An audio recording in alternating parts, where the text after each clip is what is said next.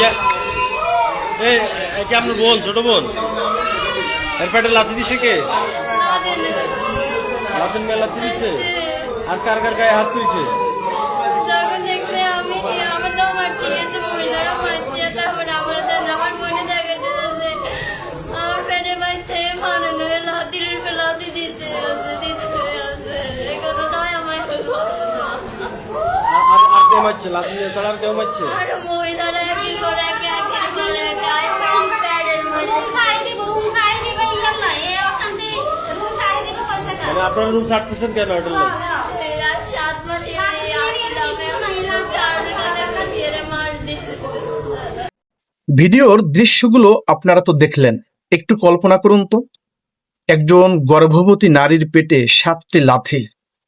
কোনো সুস্থ মানুষের বিবেক কি করে এমন অমানবিক কাজ করতে পারে? আজকের আলোচনার বিষয় লক্ষ্মীপুরের এই মর্মান্তিক ঘটনা। ভিডিওতে যে ভুক্তভোগী নারীকে আপনারা দেখলেন, তার পরিবারের অভিযোগ অনুযায়ী বিএনপির যুবদল নেতা সাদাত তাকে নির্মমভাবে মারধর করেছে। তার বোন আর্তনাদ করে যেভাবে বর্ণনা দিচ্ছিলেন, তাতে স্পষ্ট বোঝা যাচ্ছে তারা কতটা অসহায় ও মানসিকভাবে ভেঙে পড়েছেন। একটি মানুষের উপর, তাও আবার একজন গর্ভবতী নারীর উপর এমন পাশবিক আক্রমণ আসলে কোনোভাবেই কাম্য নয়। এই ঘটনাটি এখন সোশ্যাল মিডিয়ায় আলোচনার ঝড় তুলছে। রাজনৈতিক পরিচয় বা প্রভাব ব্যবহার করে এমন অপরাধ করাটা এখন যেন এক ধরনের সংস্কৃতি হয়ে দাঁড়িয়েছে।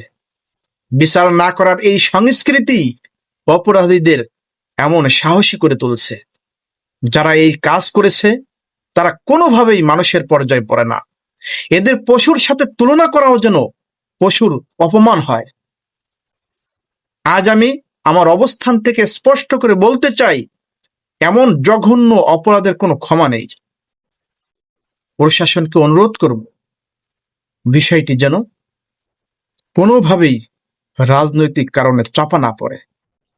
অপরাধী যেই হোক, তাকে বিচারের কাঠগড়ায় দাঁড় করিয়ে দৃষ্টান্তমূলক শাস্তি নিশ্চিত করতে হবে। নয়তো এমন ঘটনার শিকার আগামীকাল হয়তো আমাদের কোনো আপনজন হতে পারে। এই পৈশাচিক ঘটনার বিচার আপনারা কিভাবে দেখছেন দর্শক? আপনাদের অভিমত নিচে কমেন্ট বক্সে জানান। আর এমন অপরাধের বিরুদ্ধে প্রতিবাদ জানাতে এবং মানুষকে সচেতন করতে ভিডিওটি শেয়ার করে আমাদের পাশে থাকুন। আজ এই পর্যন্তই। ভালো থাকবেন। আল্লাহ হাফেজ। আসসালামু আলাইকুম ওয়া রাহমাতুল্লাহি ওয়া বারাকাতুহু।